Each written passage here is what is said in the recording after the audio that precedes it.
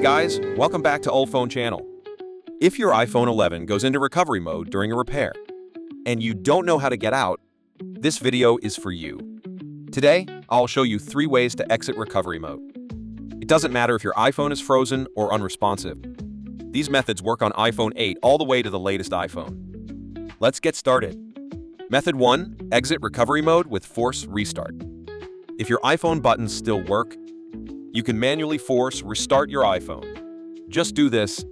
Quickly press volume up, then volume down, then press and hold the side button until the Apple logo appears. Once you see the logo, your iPhone should exit recovery mode and return to normal. But if your buttons don't work, don't worry, I've got other methods for you. Method 2. Exit recovery mode with UltFone system repair.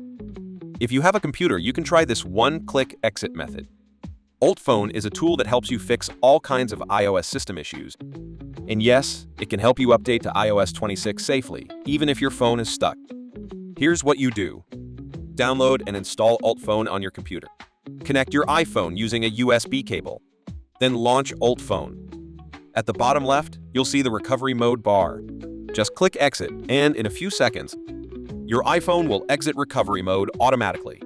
If you ever need it, you can also click enter to put your iPhone into recovery mode with one click. No buttons, no risk, super simple and safe.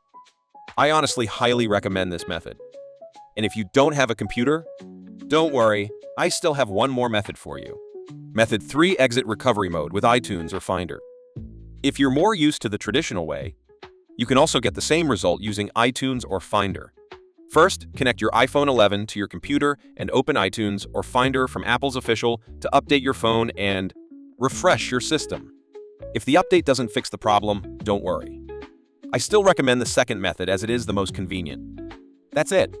3 simple ways to exit recovery mode. If you found this helpful, don't forget to subscribe. I've got more iPhone tricks coming your way soon. See you next one.